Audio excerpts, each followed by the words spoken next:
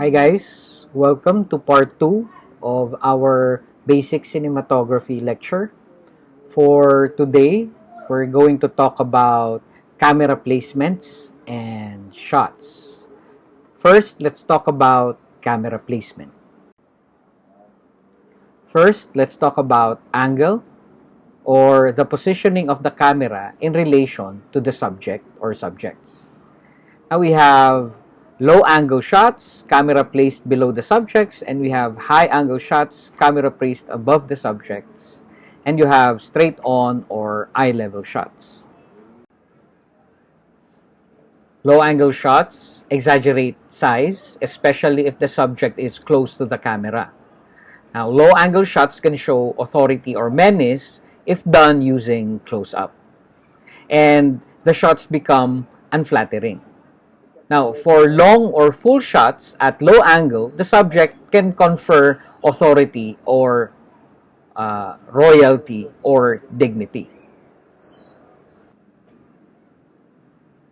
High angle shots are flattering.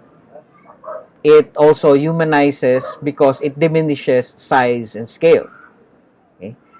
It often gives impression of danger and powerlessness. And in musicals, it gives the feeling of watching the performance in theater because you're seated at the top and you're looking downwards to the actors. Okay? When you do a very high angle shot, it's called bird's eye view. It is used for godlike position. Eye level shots are neutral. For dramatic films, it is used to unfold events before our eyes. Okay? If the actor looks at the camera directly, then in a way, it can break the fourth wall. Okay? If you tilt it with an angle, it will be called a Dutch angle. It shows psychological distress and, in a way, confusion. Now, when discussing camera placement, we also have to talk about distance or the distance of the camera from the subject. We have a variety of shots that deal with distance. So the first is wide shot. In photography, filmmaking, and video production, a wide shot is a shot that is typically shows the entire object or human figure and is usually intended to place it in some relation to the surroundings. Okay? Wide shots are used to emphasize the surroundings rather than the subject. It can be used as an establishing shot. Next is extreme long shots. Okay? In a way, extreme long shots and wide shots are very similar to each other.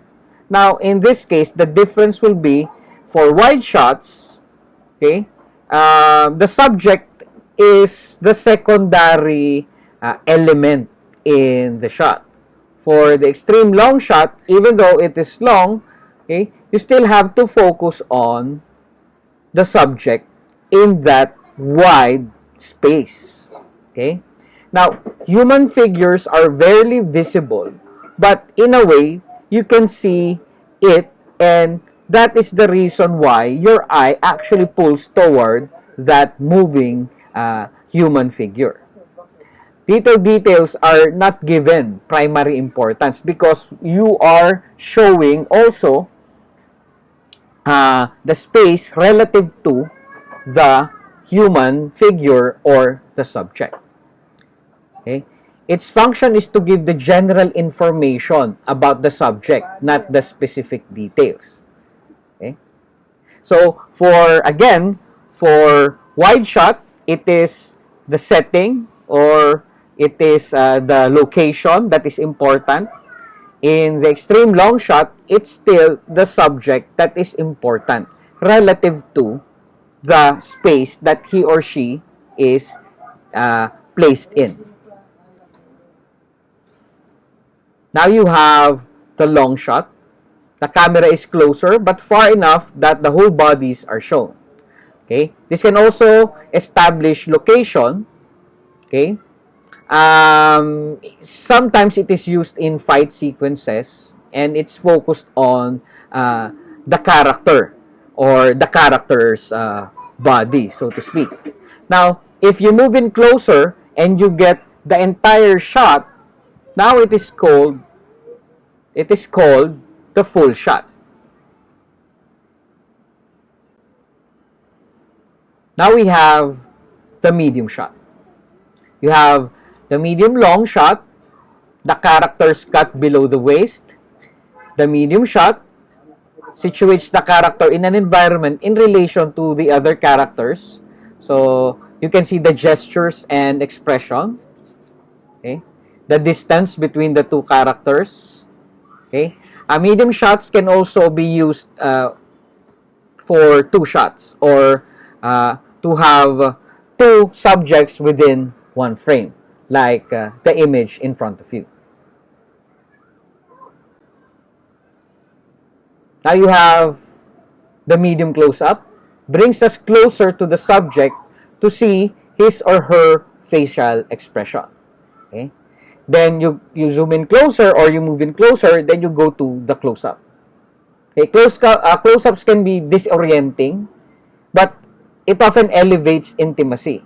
It focuses on the face and the elements of the face that you look to show emotions. In a way, it is the element of the mise-en-scene. Then you have extreme close-up. It magnifies something not commonly perceived by the human eye. It singles out a portion of the face or even of the body. Artificial shots and used for dramatic effect, the extreme close-up.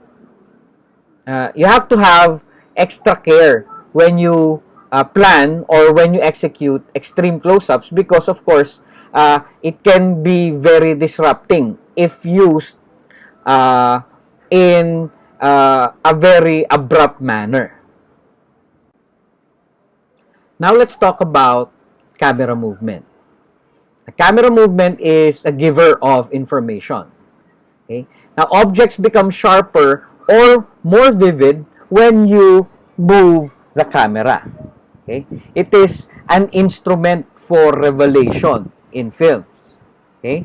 Sometimes it substitutes movement of the subject where, of course, when the subject is standing still, then the camera is the one that moves. Okay?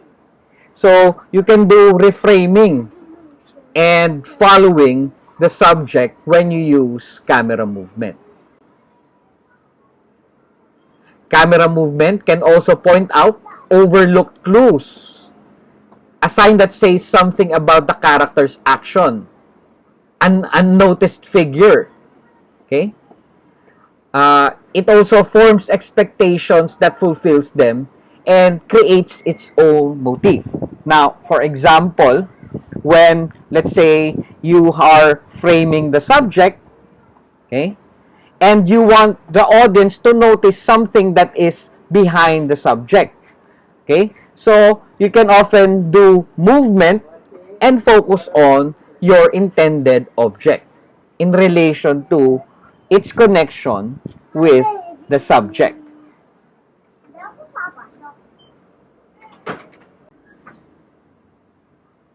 Moving shots or camera is mounted on a dolly or in any other rigs and moved across tracks or move across certain spaces within the set. Okay? Tracking shots move smoothly alongside or behind or ahead of action. Okay? And a dolly shot has absent of tracks or even the movement is actually freer. Okay? So, what's the difference between a tracking shot and a dolly shot? Okay? The difference is when you track a shot, when you do tracking shots, you are tracking a subject.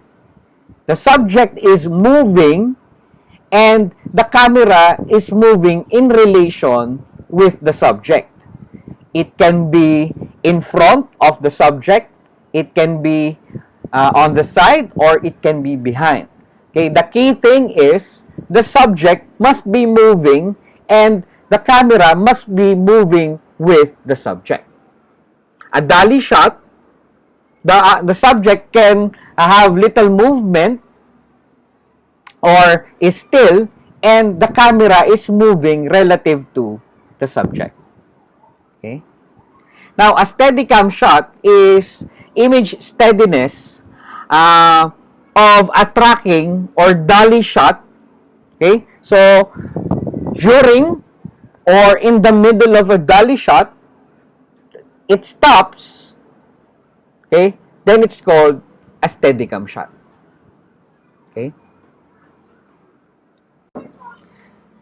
Next is POV shots or point of view shots. Now, shots stimulate what a character sees. Now, these kinds of shots are basically seeing the individual's perception of the event or seeing using the eyes of the character or the subject.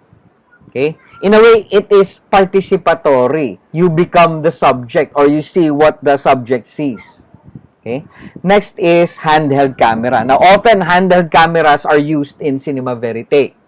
Okay? The operator does not anchor the camera in a tripod or a dolly, but often it's just handheld or uses his body as the tripod itself.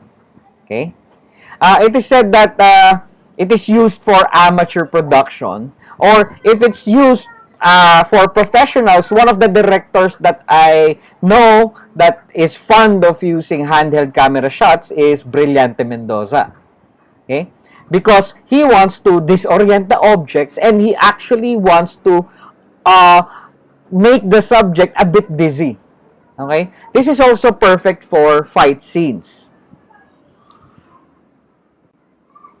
Next is mobile framing. Okay? You have pan and tilt. Okay?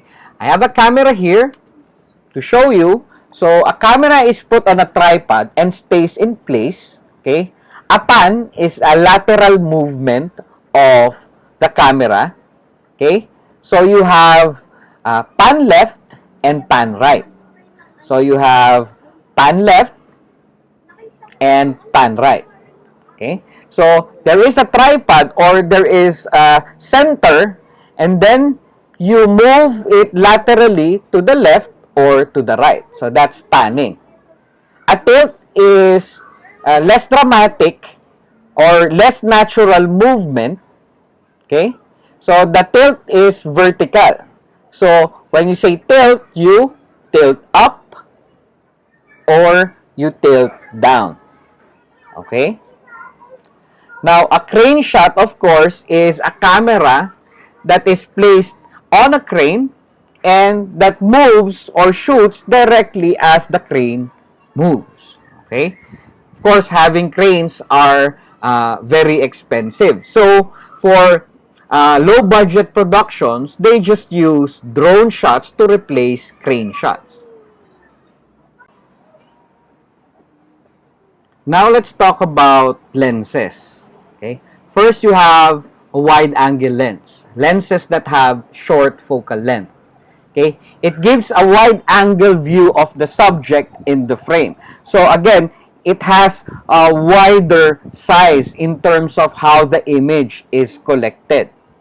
It can create a greater feeling of depth in the frame but distorts the dimension. Meaning, sometimes it can be as far as the subject and the background. Okay? Example of wide-angle lenses is when you watch a TV presentation or a TV show like variety shows like Eat Bulaga or what do you call this? It's Showtime. When you watch on TV, now it seems like the studio is very big and has a lot of space. But when you go in the studio, personally, you can see that the space is actually very small. So, the distance is distorted because of the wide angle lenses. Okay? In a way, it exaggerates the distance between the subject and the background. Next is telephoto lenses. Lenses that have long focal length. Meaning, you can focus on a subject that are or that is in greater distance from the camera. Okay? It brings in sharp focus of an object or the character in the frame, but is very difficult for the other elements to be focused on. Meaning, when you focus on a certain element or a certain subject, uh, it means the other elements within the frame may be a bit blurry. Okay? It is used to simulate or represent surveillance or voyeuristic feel. Okay? And in a way, it makes distant planes seem very close because of the capability of the telephoto lenses. Okay?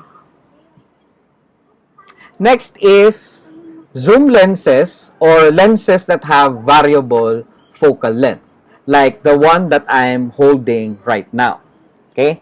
The camera is stationary and the lens stimulates movement either by lengthening or diminishing the distance between the camera and the subject. So, for the lens, you have zoom in or diminishing the distance or zoom out, which is lengthening the distance. Okay? So, there is one particular trick that I want you to, in a way, learn. So, it's called a dolly zoom, where the lens is moving closer or closer, and the zoom is moving closer as well. Okay, that's dolly in zoom, and vice versa. It creates a certain effect and in a way distorts the perspective of the audience. I will show you several examples of these shots in my video examples. Now let's talk about the depth of field. Okay? Depth of field is how much of the foreground, middle ground, and background planes are held in focus. Now, the larger the range within the frame between the closest and the furthest object held in focus, the larger the depth of field. So, we have several different depth of fields. First, we have deep focus or large depth of field. Okay? Keeping the foreground to the background sharp. So, meaning the foreground, the middle ground, and the background is sharp. Okay? Now, wide-angle lenses, okay, are used in doing depth of field. Okay? Narrower aperture, okay, faster film, and well-designed mise-en-scene is used so that you can have deep focus. One of the best examples of films that have deep focus is Citizen Kane by Orson Welles. Okay? Orson Welles says that having a deeper focus allows film goers to focus on any part they want to focus. In a way, it is more dramatic. Next, you have selective focus. Selective focus means that one field or plane within the image is in sharp focus, while the others are out of focus. Like in my video, as you can see, the image or the subject, me, in front of you, is focused and the background is out of focus or out of focus. So, of course, it is done using a filter, but in a way, that is what selective focus is. Okay? The foreground is focused and the midground and the background is unfocused. Okay? It directs the viewer's attention to one element of the scene only. Okay? Often it is used in close-ups to suggest psychological introspection. Okay? Now, lastly, you have racking or pulling focus.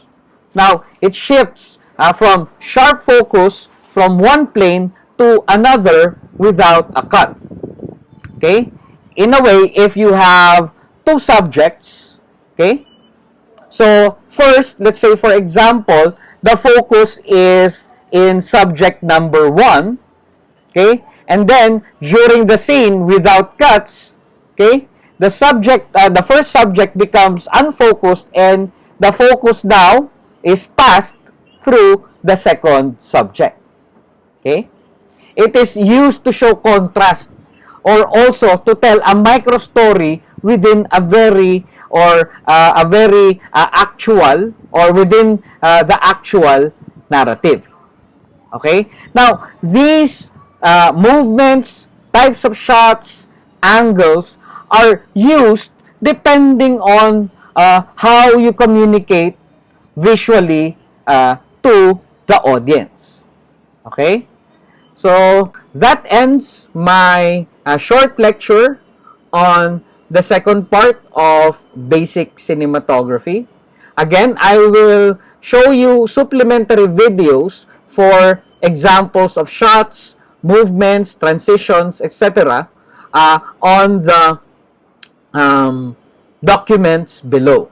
All right? So, thank you very much for watching and I hope you learned something. All right, so take care and I will see you in my next video.